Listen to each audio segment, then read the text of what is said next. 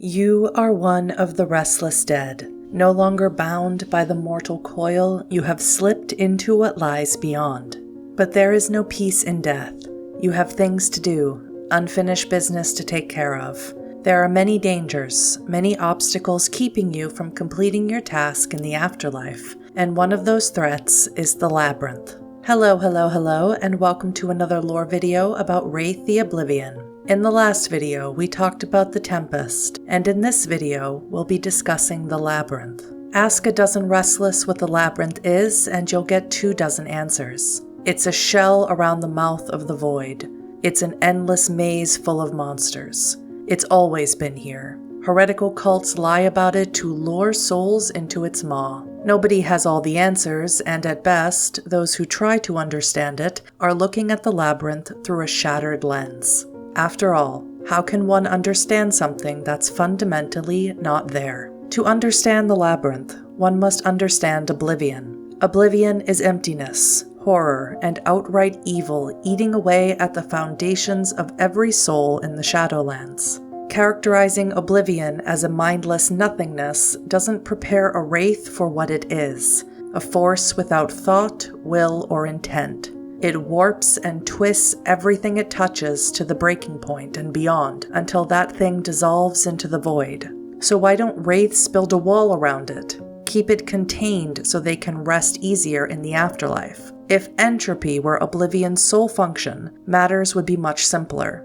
Oblivion has plans, and it has hungers.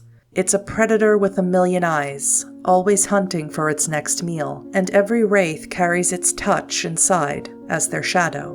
What most do not know, or do not realize, is that the Labyrinth did not appear without precedent. Its seeds lay in the thwarted ambitions, petty cruelties, lost nightmares, and ill-defined fears that rain down on the Shadowlands from the living world every day. However, reflection is not all that the Labyrinth is. It is a temple for specters and the Neverborn. It is a fortress, and within its center, Oblivion watches through the eyes of its spawn and listens to the whispers of the hive mind, while slowly and surely drawing its plans against all that is not itself. Beyond this, the Labyrinth is an engine. Powered by the endless nightmare of the void, it draws in hopes and spoils it to bitterness. It smothers reason in its sleep to produce monsters. Its corrosive and corrupting emanations choke the Shadowlands and the souls that exist within it, leaving nothing and no one untouched. One must also understand, however, that the Labyrinth is vital to the existence of the Shadowlands. Although it is a potent source of oblivion and a magnet for specters, the Neverborn, and horrors spontaneously created from nightmares, the Labyrinth is also where Wraiths go to negotiate their shadows, and is a repository of forgotten or destroyed resources, such as veins of corpus,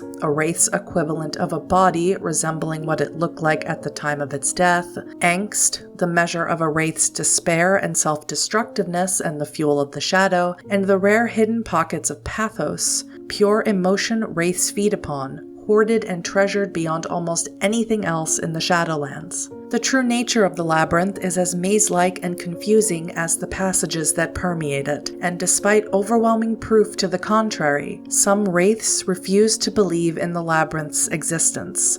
At best, these restless are deluded fools, and at worst, are little better than the Shadow-Eaten, because such denial feeds oblivion. The Labyrinth runs wider and deeper than the human mind can readily comprehend, and within infinite space there is infinite diversity. There are, however, a few things that those who spend time in the Labyrinth can come to rely upon in terms of what the place is like and how the restless function within it. Structurally, parts of the Labyrinth lose their chaotic fluidity over time and harden into a blackened and stone-like resin shot through with marble-like veins of white material. Barring outside influences, this substance remains stable. But as any experienced dweller or explorer of the Labyrinth can tell you, stable is at best an untrustworthy term. When trod upon, the veins can emit moans and sometimes discharge flashes of memories from those who have already passed on down. Most are the memories of the very recently departed, but snippets of lives lost longer ago sometimes linger. The memory veins serve as a last test of the supplicant's readiness. Those who flinch or are startled still cling to their existence enough to be useful as tools. Oblivion leads them away from the brink to take on some task. Only when the intrusion fails to disrupt the supplicant's march into the void is it truly time to contribute their fragments to the void to hasten the end of all things. Once the restless descend to the very upper and outmost edges of the labyrinth, the surety of memory veins slowly gives way to chaos. Here, one cannot expect the labyrinth to have any consistency to their structure. Whim, fantasy, and nightmare all collide within to create claustrophobically tight or mind-bending and immense corridors and strange landscapes. The labyrinth, despite the proximity of the void, is rarely entirely dark. Rather, the more active and fluid any given area of the labyrinth is, the more light it creates to better reveal shapes and shadows, to lure the credulous or unwary deeper into the eventual embrace of the void. Deeper within the labyrinth, reason and even causality surrender to the ever-changing flux of the void. What was stone becomes warm and writhing. The air becomes fetid and humid like a swamp, or cold from frozen wastelands of black ice.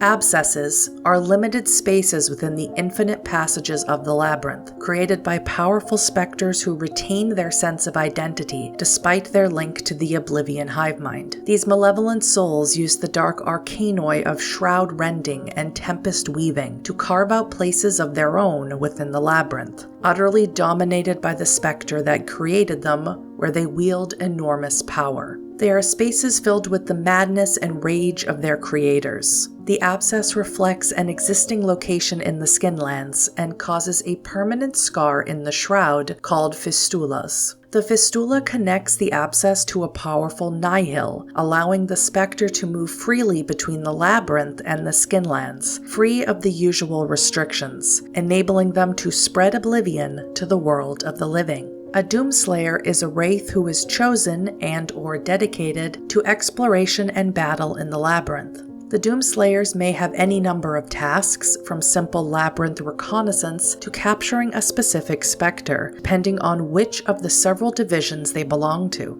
Being a Doomslayer is an extremely demanding position. Aside from the obvious physical danger of being attacked by specters, their proximity to Oblivion's forces grant most Doomslayers with extremely strong shadows, and their existence is usually shorter than other wraiths, since being destroyed by specters or becoming one are frequent occurrences. The Well of the Void is the center and the bottom of the labyrinth. In a sense, it's the labyrinth's core. Those who are sufficiently tired of existence find it not far away, either around the next corner, down a flight of steps, behind the last doorway, or at the foot of a bed. When it serves the purposes of Oblivion to intervene, it can lead those seeking the void along a lengthier route to a place where the doomed soul can perform one final service. Otherwise, the void unfolds its final threshold for the convenience of the ready. There is no fixed point beyond which return is impossible down in the depths of the well.